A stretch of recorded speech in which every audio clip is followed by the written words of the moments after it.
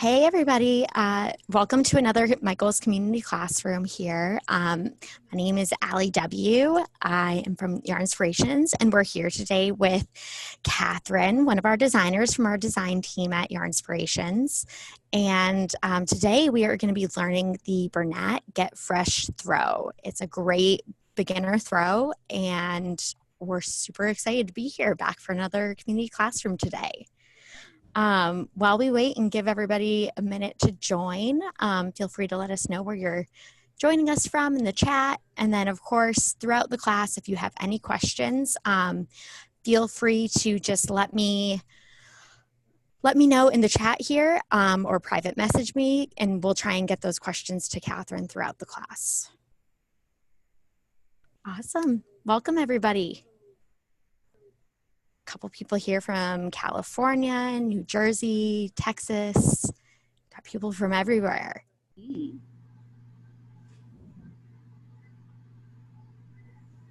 Awesome. Boston, North Carolina. Oh my goodness, this is crazy. This is a lot of people. Wonderful. This really is. Well, welcome everyone. We're so excited that this many people are excited to join our class today.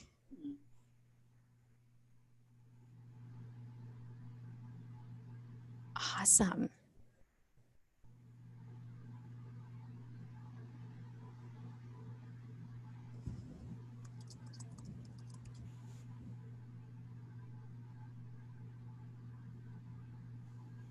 All right. Well, I think we can definitely get things kicked off today.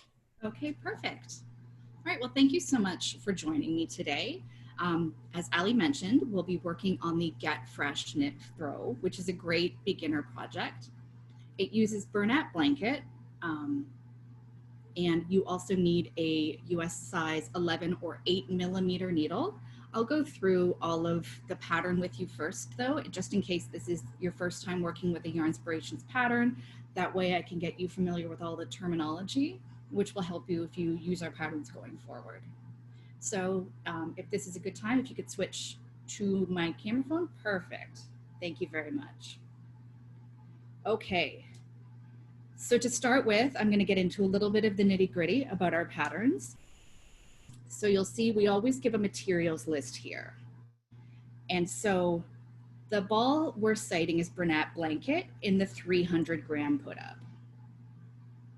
So we do sell Bernat blanket in different ball sizes. For instance, I'm using the small ball of baby blanket today because it's the same yarn, it's the same gauge, just a smaller size to work with on camera. So we not only give you the ball quantity, but we give you the yardage as well in case you are buying balls that are a different size than what we're citing here. We also let you know what size knitting needles you'll need right below. So as I mentioned, it's a US 11 or 8 millimeter circular knitting needle, and it's 36 inches long. Now with that said, I'm going to explain to you why you need a circular knitting needle for this. You'll be casting on 81 stitches in what is a fairly heavy gauge of yarn. So you will have a lot of stitches on the needle, so you need to have this cable for some of your stitches to fall on while you're working back and forth. That will make sense once we get to knitting, but you do need a circular needle for this. And I wouldn't recommend ever going with a shorter circular needle than we recommend. If you're going to change the length of your cable, you should go longer instead of shorter, just to be on the safe side. So that's really all you need to get started with this pattern. You'll see here also, we give an abbreviations list. Now, there are many abbreviations in this pattern, but as you get into more complicated patterns, we do use abbreviations so that the text is easier to follow. In all of our beginner patterns, what we do to kind of ease you in to using abbreviations is on the first instance. So here we say to cast on 81 stitches. In a beginner pattern, we'll use the abbreviation immediately after that. And then going forward, we will only use the abbreviation. This is only in beginner patterns, and this is to ease you into our abbreviations, as I noted. We also give you the measurements of the finished throw. And we also tell you the gauge. So we're giving garter stitch gauge here. And garter stitch is the stitch pattern that emerges when you knit every row. You don't purl any stitches, you knit them all. And you get that sort of cushy looking garter stitch that's really on trend right now. It produces really squishy fabric. So we try to give gauge in the stitch pattern that you'll be using for that project. And you'll note that it's a little bit different from the gauge we give on the ball band, which is 8 stitches and 13 rows knit. And the reason it's different is because garter stitch is wider and shorter than stocking stitch or stockinette stitch, which is what we list on the ball band. So please let me know if you have any questions as I'm going through this. I hope I'm not going too quickly. Now, fortunately for us, this is a very short pattern to read. And we do recommend that before embarking on any knitting project, you read the entirety of the pattern. It's not a big deal for this pattern, but when you get into a cabled pullover, you'll have 8 pages of instructions to read before starting. So just so you know what techniques you'll be doing, maybe you need to try a technique on sample yarn before committing to your final yarn. And you can search out any resources you'll need to execute the techniques in that pattern. But with that said, this pattern is very straightforward. You are knitting every row. You are just working knit stitches. And all this is telling you is how many rows to work in each color. So you can keep track of that. I'm very old-fashioned. When I count my rows normally, I'll just tick them off. You can use any sort of app to count rows, or they have all sorts of little tools that you can use to count rows. But you do need to be mindful of how many rows you've knit if you want to get your color pattern matching this blanket exactly. So obviously I've chosen slightly different colors. I've got white and pink here. And that I will use to show you how to switch colors. But first, we're just going to get started on the pattern. I'm not going to cast on a full 81 stitches because I want to be able to show you a few techniques, and it might take me the entire hour to get through the first 81 stitches. So I'll start by casting on 21 stitches for a quarter size blanket. So I'm pulling yarn from the center here. I prefer to pull from the center of the ball, which can sometimes be hard to find. You can pull from the outside. It really doesn't matter. It's all just up to preference. And I'm going to use a knitted cast on, which I'll start with a slip knot. And if you do have questions about any of these techniques, I believe Marley went over them in her Knitting 101 tutorial. Is that right, Allison? Yes, we had a Knitting 101 class a couple of weeks ago, so I'm going to drop that link here in the chat. We really kind of go through the beginner steps multiple times, so I'm just going to leave that in the chat here for anyone who needs a refresher on any of the entry-level steps. I did see one question about the slip knot. Show it again, so I'll do that one more time. So around and just pull through a loop.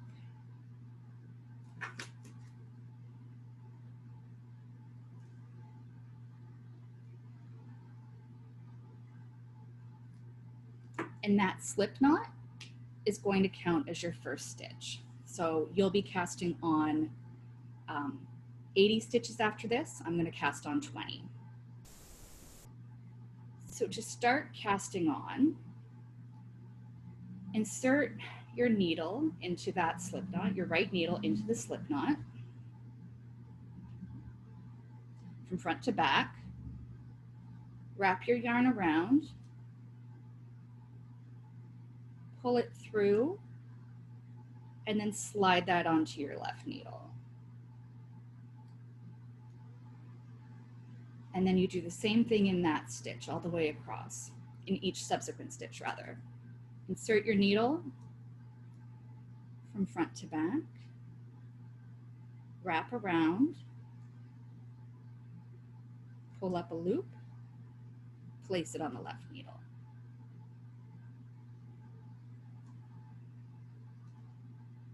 Front to back, wrap,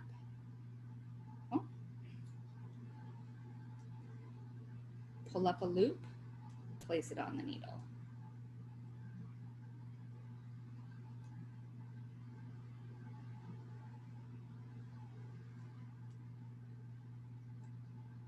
So this is a great cast on to use when you're first starting because the technique you're using, it's very similar to the knit stitch. So once you've mastered this, you'll be good for your knit stitch. So again, you take your needle from front to back, wrap around, pull up a loop, and place that on your left needle.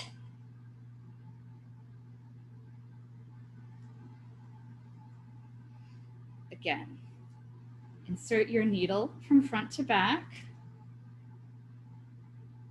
pull around a loop, pull up a loop, and place it on your left needle. I see one question. Yes, this is English that I'm knitting. I find it's the easiest method to teach with, but if you are a crocheter learning to knit, it may be worthwhile to learn continental as the movement is more similar to crochet. So again, I'm going along that cast on, inserting my needle front to back, drawing around a loop, pulling it up, and then placing it on that left-hand needle.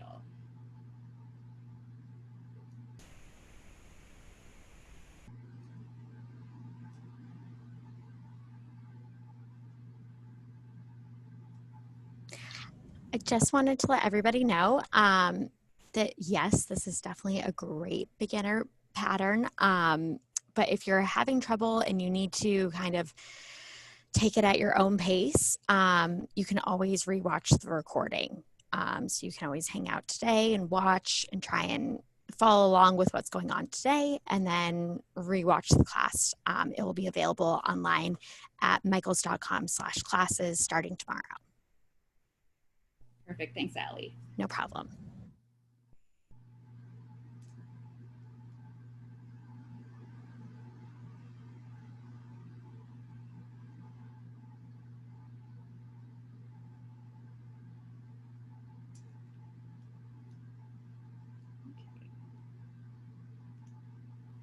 So I'm still casting on, obviously. And just a reminder, to cast on, we go into the last stitch we cast on, taking the needle left to right, front to back. Taking our working yarn, the yarn that's attached to the ball,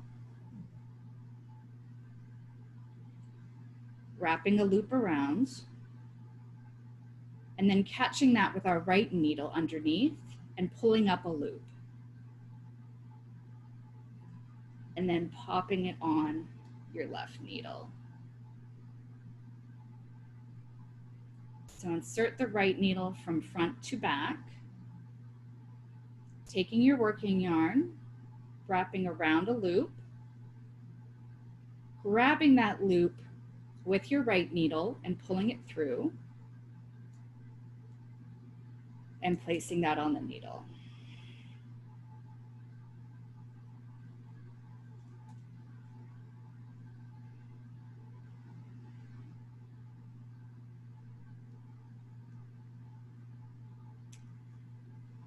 So when you're putting that stitch on the needle, it will be fairly loose. Give it a little tug so it's taut, but you don't want that tight. You need to be mindful that you do need to get your needle back through that same loop you just worked.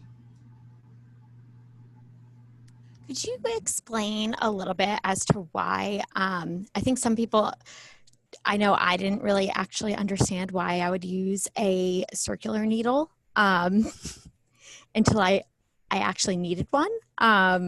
Could you explain a little bit about why you're using circular needles for this project? Absolutely. So you'll see here, how many stitches do I have cast on? 3, 6, 9, 12, 15. I have 18 stitches here. And that's about nearly 4 inches worth of stitches, even when crushed down on my needle, right? So by the time I've done my full cast on, I'll have more than quadruple this number of stitches. So that's not going to fit very elegantly on a single straight needle. It's going to be crunched up, they might not all fit, and you're more liable to lose stitches if they're too compressed on your needle. So even if this were a 14-inch straight needle, that's still too many stitches for it to sit nicely on it. So you use the circular, because what will happen is once I've cast on, say, another 20 stitches, these stitches will now be sitting on my cable here, rather than impeding my working area here. They won't be weighing me down or potentially pushing other stitches off the needle. When you have a large piece of work, even when it's knit flat, it's best to go with a circular, as it gives space for your stitches to go. Does that make sense, Allie? Yep.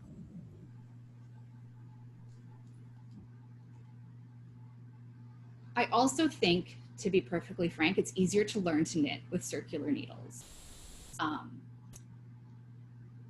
Because there's less needle to maneuver,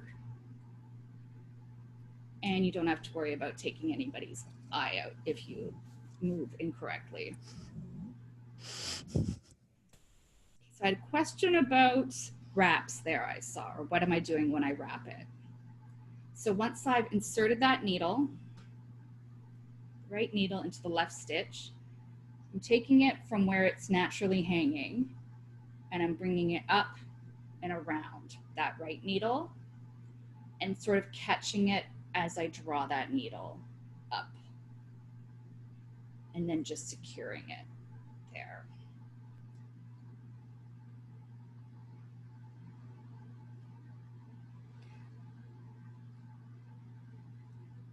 Casting on is for sure one of the more difficult parts of learning to knit, and it's very frustrating because all you want to do is get to that blanket.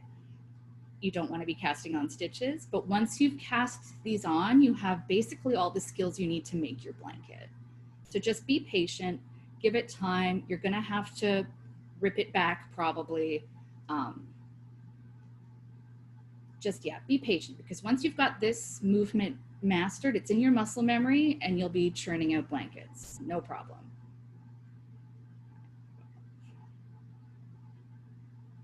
Cast on one more.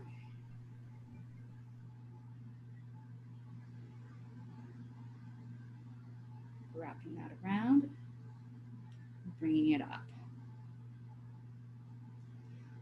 Okay, so this is the cast on I'm going to work with, just because not much more fits in the frame. So now that you've cast on all of those stitches, yes, Katya, you can absolutely do a long tail cast on. That is my favorite cast on. So if that's something you've mastered, then go ahead.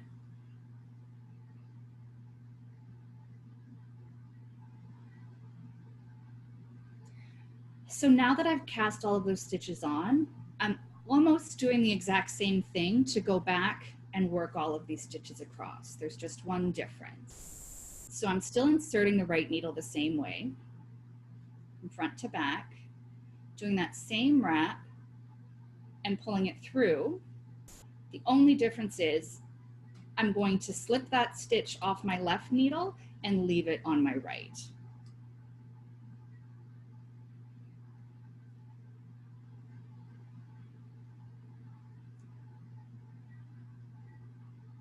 So it's even easier than casting on the actual knitting. So inserting that front to back, making sure your yarn is hanging at the back of your work, and then wrapping it around the needle, drawing up a loop, slipping that old stitch off of your left needle and leaving the new stitch on your right.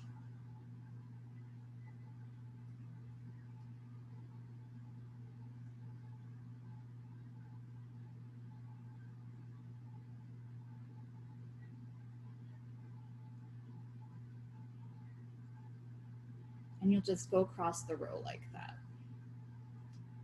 So inserting front to back, wrapping the yarn, drawing through a loop, slip the old stitch off the left needle and keep your new stitch on your right needle.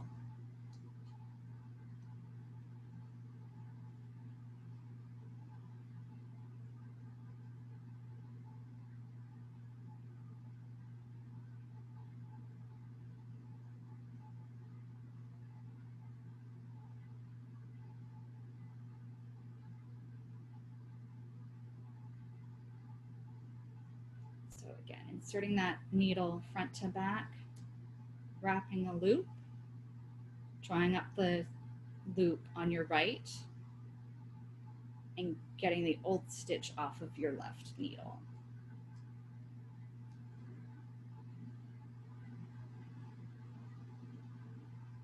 And you want to make sure that if you do put down your work, for the knit stitch, when you're just doing garter stitch, your yarn should be hanging at the back of your work. If it gets twisted up and it ends up at the front of your work, what you're going to end up doing is creating a yarn over, which you don't want to do. It'll create an extra stitch. So make sure your yarn is hanging at the back of your work. And how you tension it is up to you. You can do it in a very rudimentary way. You can pick it up and drop it every stitch. You can wrap it around your fingers to tension it, whatever works. What you really want to do now is just sort of experiment and figure out what's comfortable for you.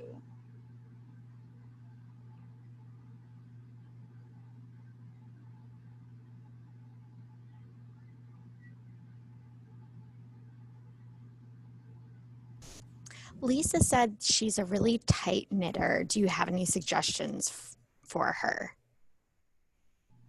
My main suggestion for a tight knitter is if you are happy with the mechanics of your knitting, if it's not causing you hand pain or anything or repetitive stress, just go up a needle size or two, which is why you do a gauge swatch. That's why we give recommended gauge in our patterns, is so that you know where you should be starting from. So you'll see in all of our patterns that we give a needle size with the caveat or size needed to obtain gauge. So just if you are tight, then use a larger needle. If you're a loose knitter, use a smaller needle. That's one of the wonderful parts about hand knitting, is that it is imperfect. So your little quirks are going to show in your knitting, and it's going to make your knitting distinctive.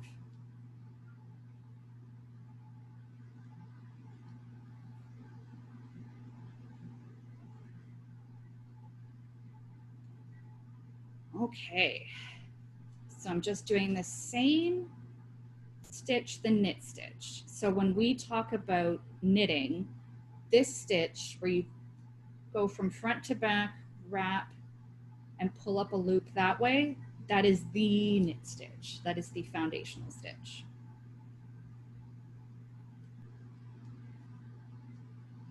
Okay, so there's one row done. And so what you do is you just turn your work.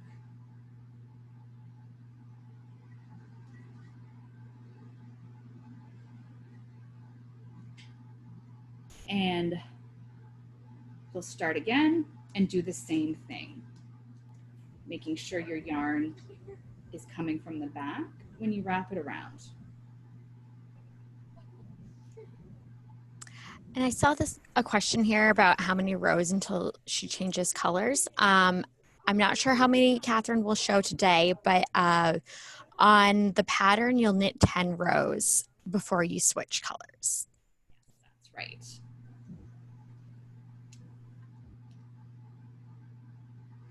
And so something I will do sometimes if I am not in a place to count my rows manually is I'll say, okay, they want me to do 4 rows of garter stitch or 10 rows, let's say, and I know my gauge is 14 rows equals 4 inches. So honestly, I'll just measure and count rows. Once you're a bit more confident, you don't necessarily need to count all the time. What I'll normally do if I'm doing it by measurement rather than row count is I'll put a stitch marker on the right side of my work, so I always know that the correct side is facing when I join new yarn.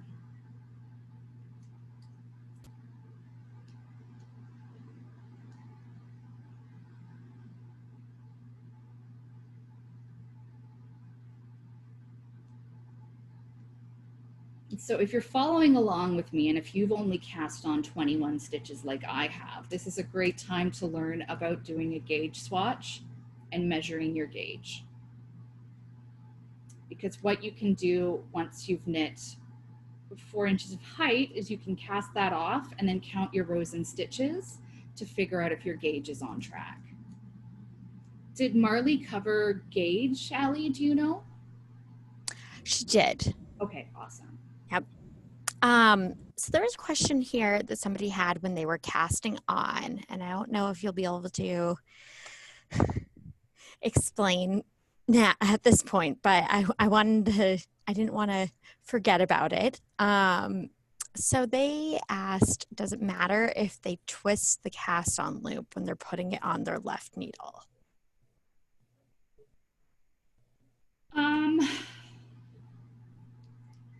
The only thing I could see being an issue is it could be too tight, but if you're able to get your needle through there to get your next stitch on, then that should be fine. Awesome.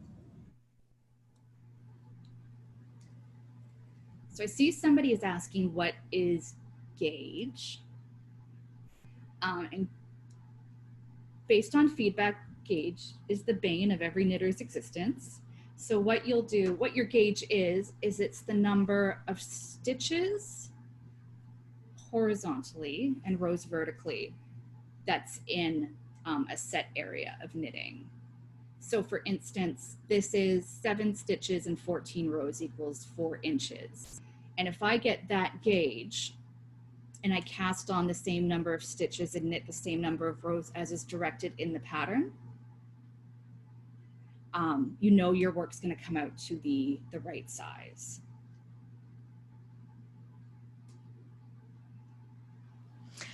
It's a great question here. Elizabeth said she always has to set down her knitting and loses which side she was working on. How do you compensate for that? If I'm really stumped for some reason, I'll pull out the last stitch or 2 that I worked, and that will show me what direction I've been going in. But normally you can tell just from where your working yarn is hanging, so the yarn that's attached to the ball. So if I set this down and then picked it up, I know I wasn't going this way because my working yarn's in the wrong place. Mm-hmm. I'd end up working essentially what's called a short row. So just be mindful of where your working yarn is oriented, because you can see here, okay, my working yarn's in the right place. For me to keep going, I must be going in this direction.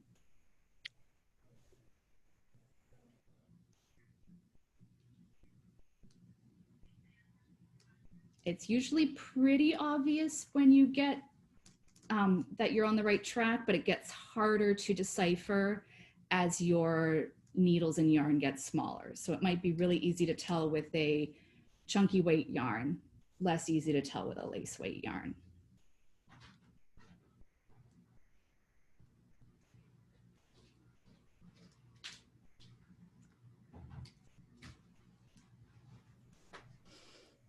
There's a question here. So Cece asked, how does she adjust the needle size based on the yarn that she's getting. And I just wanted to say that, you know, your yarn will always have a suggested needle size, and that usually is going to be what works. However, the pattern could have a different size based on whatever the pattern is.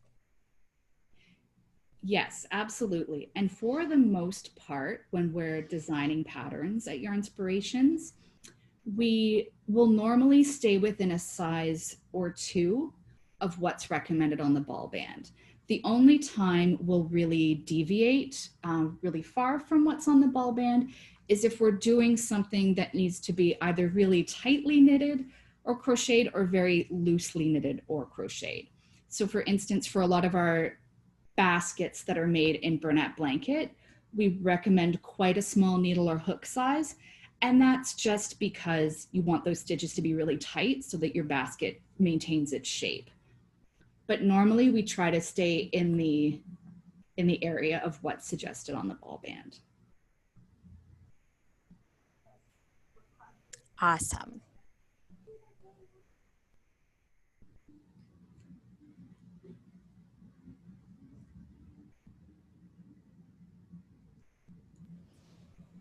Susie said that she's pulling out her swatch so that she can practice again. Should it be, she's having a little trouble undoing the casting part? Oh, there we go. We're back on. She's having a little trouble pulling out her cast on. Is that usual? To be honest, it's not really, it would depend on the cast on you've used. First of all, like if you've done a knitted cast on, that can sometimes be a little more tricky to unfurl than say a long tail. And if it is in blanket, that is one of the things that blanket can kind of do. It because it's got this great chenille texture, it also means it likes to hold on to itself once it's wrapped around in a knit stitch. So you might need to pull at it just a slight bit to get those fibers to disentangle and pull out that cast on edge.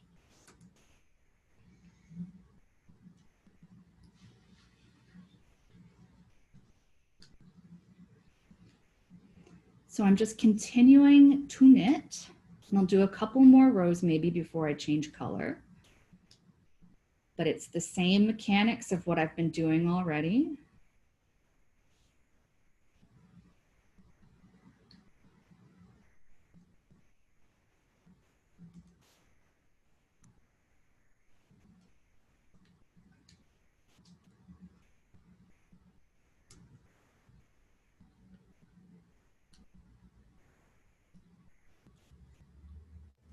Seen a couple of great questions about how far you can knit on your circulars. Like, is it bad if you hit the other needle? If your work gets all the way to the other needle, I guess I should say. Yeah, okay, that makes sense. That usually means you need a slightly longer cable, that you should probably be going to a longer needle, because most of the purpose of using that circular is that so that your stitches are never at risk of falling off of your needle. So it's always better to use a slightly longer cable than it is to use a shorter cable when you're working back and forth in rows like this. If you're knitting in the round, which will come a little bit later in your knitting journey, you do need to be mindful of the recommended cable length, because we calculate that based on like the circumference of the finished object. So it is important that your needle is not too long when you're knitting in the round.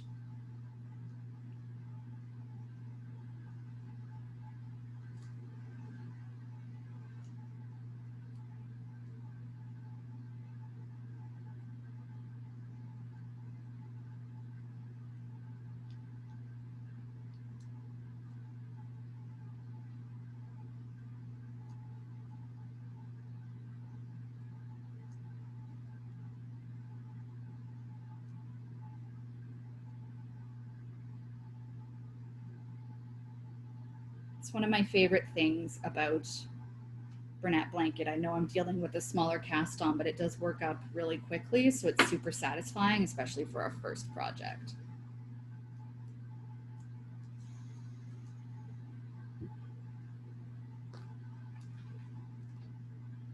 So again, starting a row, making sure my yarn is falling at the back of my work, just continuing on with that same knit stitch.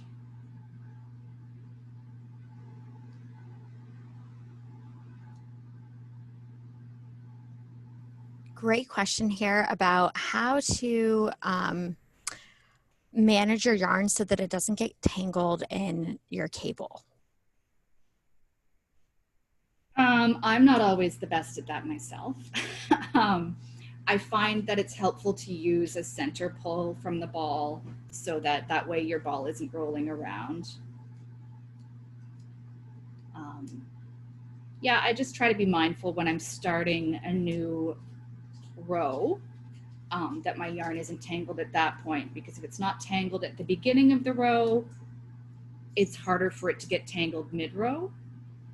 It's also very hard to untangle if you've once you get to the middle of your row and then realize it's tangled. So I'll show you when I get to the end of this row.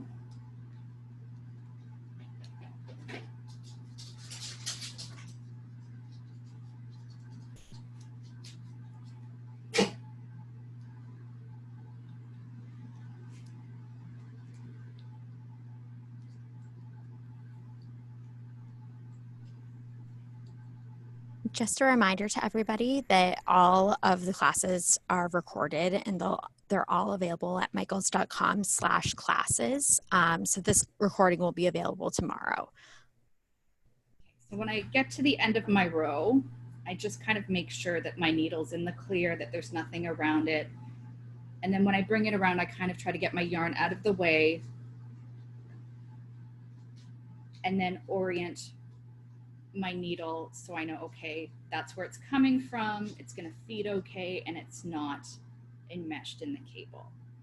So just checking at the beginning of the row to make sure you're not tangled is often the easiest thing to do.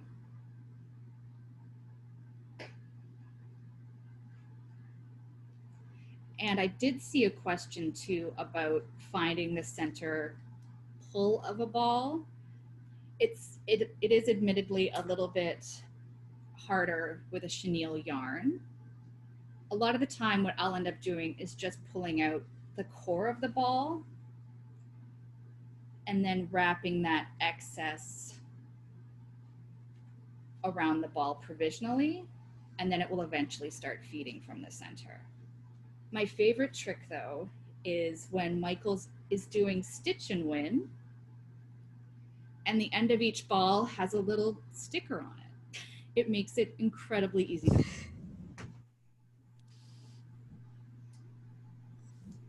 We had a great question come in here about when you do a gauge swatch,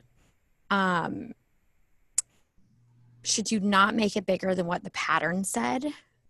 They're a crocheter and they're not sure if they should be making a gauge swatch in the same manner. Okay, what I do for my gauge swatches normally is I'll look at the gauge stated. So 7 stitches and 14 rows is 4 inches. So what I'll normally do is try to cast on for at minimum what should be, if I get that gauge, of 5-inch square. Because your selvage edges, the edges on either side of your work, might not behave quite the same as your stitches in the middle of a piece of work. So you want to have a buffer at the edges to get a really clean gauge count of what's happening in the fabric. So your gauge swatch should be a little bit larger than 4 inches. I would say 5 inches as a general rule at minimum.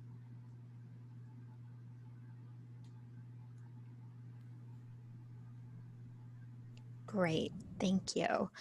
So another question here, Luana did a long tail cast on and she has a really long extra tail.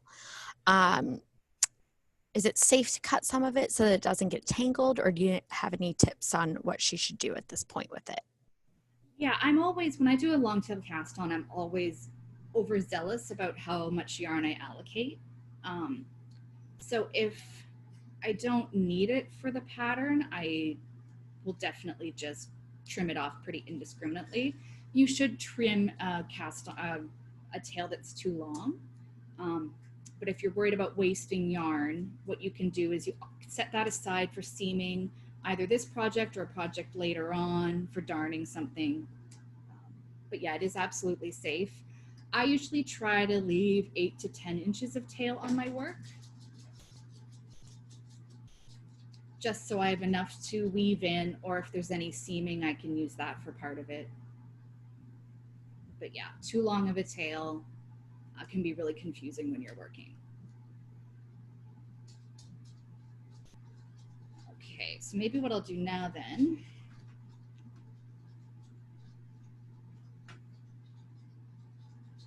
is I'll change colors.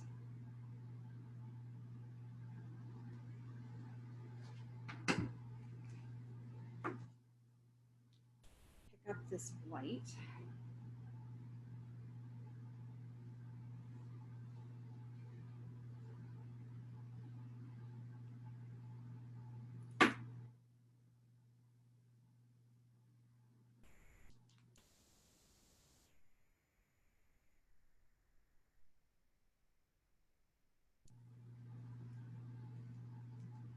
And so what I do is I usually, for my first loop, I just kind of drape it over and I'll hold it fairly tightly along with the tail from the last stitch I worked in the pink, and knit it while tightening that all up a little bit. And then when you go forward, just be really mindful that you're pulling from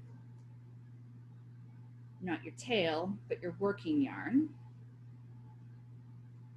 And you just keep going as you were previously. So working that same knit stitch.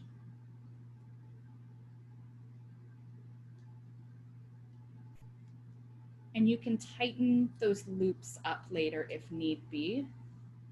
And you'll secure them when you weave in your tails at the very end of this project. One thing to be mindful of is that you're always changing color at the right side of your work. Or at the very least, changing your color on the same side of the work every time. Because the color transition on the right side of the work looks very clean, but it does look different on the back, where you can see the little bars there that are kind of intermingling. So you want to make sure that you're changing on the same side, just so each side has the same consistent effect.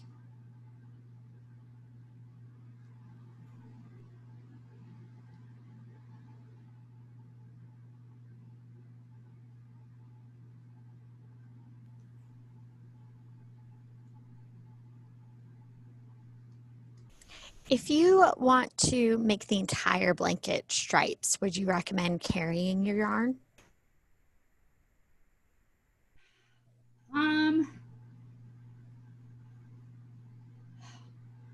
I might. No, I wouldn't actually. There's too large of a jog between. So for instance, if you're carrying the light teal, you'd be carrying it all that way, which is a little bit too far. So I would say to break it each time. I know none of us love weaving in ends, but it could be a little bit unsightly and it could affect your tension too, your row tension, if you carried it too tightly, which is likely to happen over such a large expanse of fabric.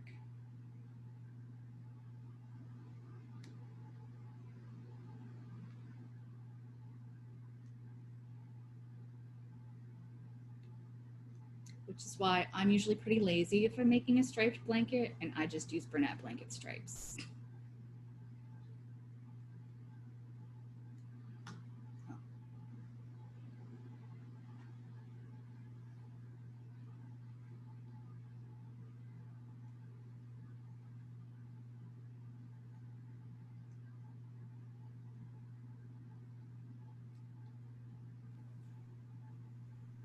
I saw another request to join again. So I will join here again, even though I'm on my wrong side.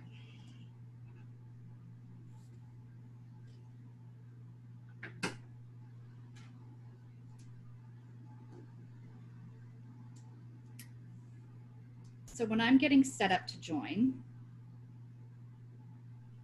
I'll start by just placing my needle through the stitch as though to knit it, and just leave my old yarn tail hanging.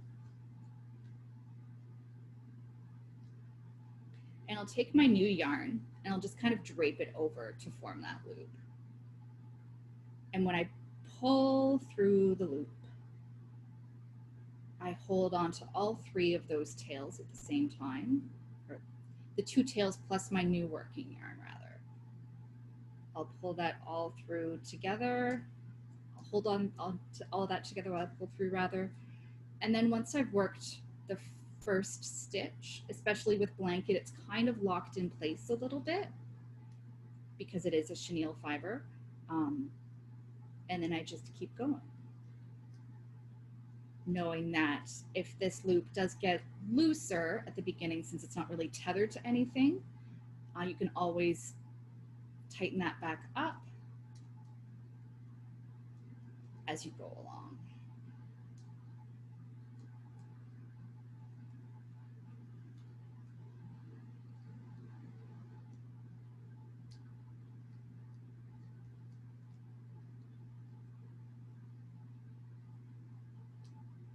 So I'm going to go through really quickly through this row and then I'll cast off.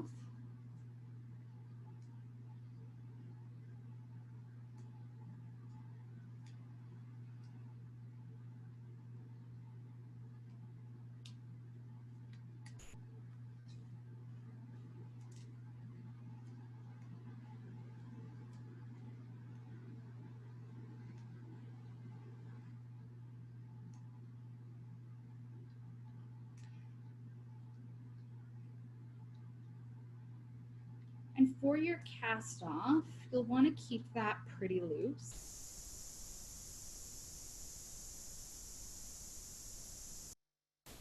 Because you don't want to distort the edge of your fabric at the top if you cast off too tightly.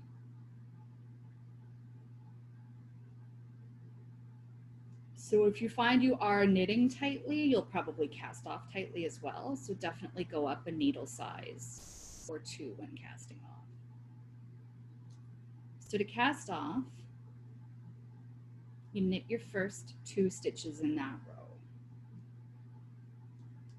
keeping them pretty loose. You'll bring this first loop over top of the second. And what you'll do the remainder of the way down the row is knit 1 and pass the previous stitch over. So knitting 1, and then passing that last stitch over top.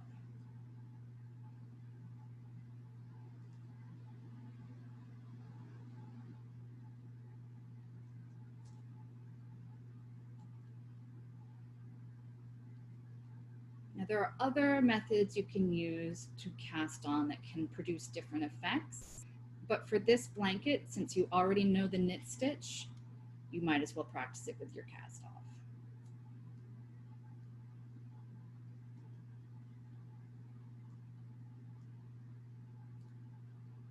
So what I've shown you today is just one way of casting on and one way of casting off, but there are so many different ways, and everybody, I think, finds a preference along the way.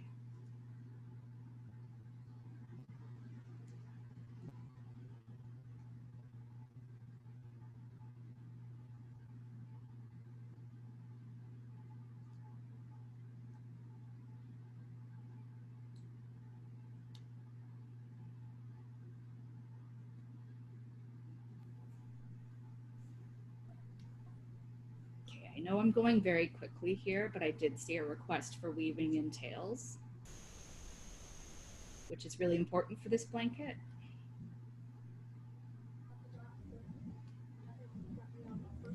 Hi everyone, just a reminder that yes, this recording will be available. Michaels.com/classes. You can find all of the recordings of previous classes there.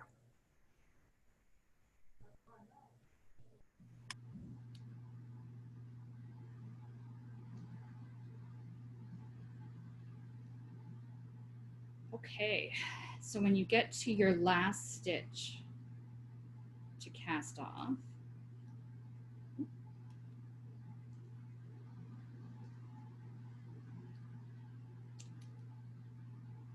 so I've just done the last one, all you'll do then for that very final stitch is clip your yarn. And this final stitch, you just draw it through. And you'll see where I've joined yarn here got loose again, no problem, tighten it back up.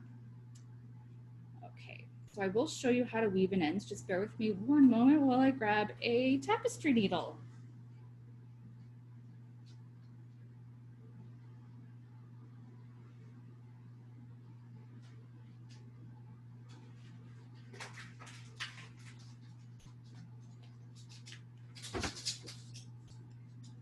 Okay, so to weave in ends, you'll want to do that on the wrong side of your work, but it doesn't matter since I've joined yarn on both sides, but you'll do this on the wrong side of your work. And just take a regular tapestry needle, thread your yarn through. And when I'm weaving in, it's a little bit tricky to see. I try to follow the path of my white yarn when I'm weaving my white tail in. So I'll almost mimic the stitch as I'm weaving it in.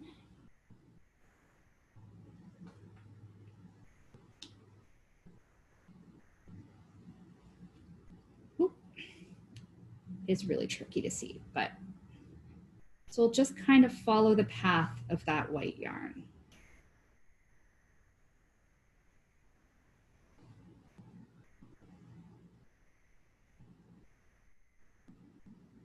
So you can do that by working between rows, or you can just really weave it up and down. It's garter stitch, so it's a little bit more forgiving about hiding ends than a lot of other stitches are.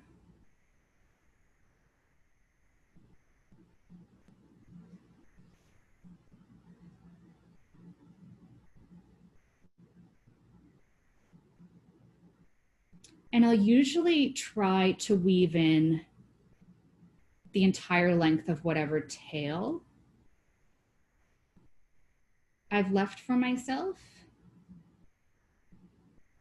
which is usually a good 8 to 10 inches usually of tail. And you'll get to know too, as you work with different types of yarn, what yarns require maybe less of a tail and what require more of a tail to weave in. Something like Bernat blanket, I find, again, as I've mentioned, the chenille structure of the yarn means it not quite felts together, but it sticks together a little better than some yarns. Whereas if you're working with, say, a silk bamboo yarn, you're going to need to weave a lot of that in at the end because it's a very slick fiber.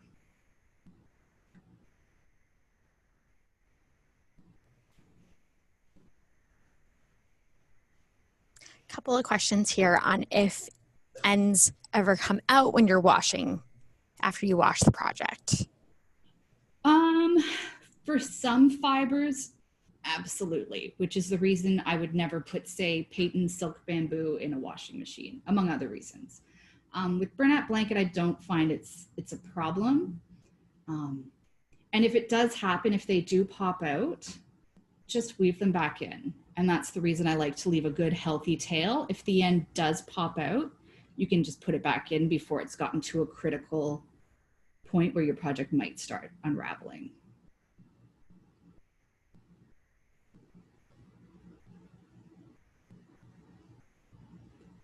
I know for some of our slicker yarns too, there are tutorials online about how you can use thread to help secure tails. But if you're just working on this project, you're going to be fine weaving in a good 8 to 10 inches.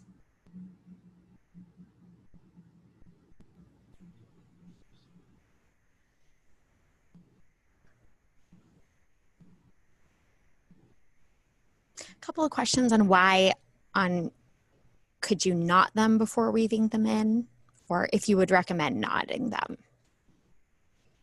You absolutely can. I don't find it's necessary.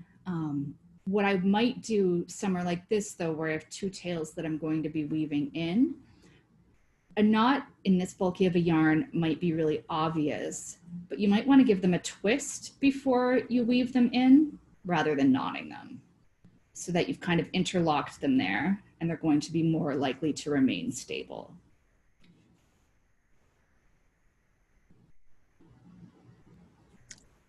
Awesome.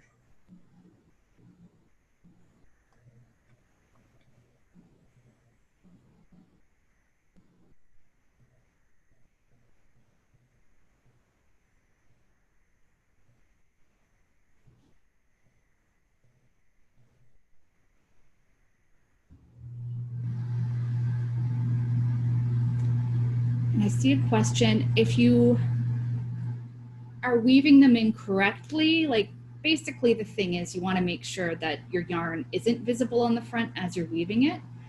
But if you're matching your colors and you're trying to kind of trace stitches or mimic the appearance of the stitches, your tails really shouldn't be visible from the right side of the work.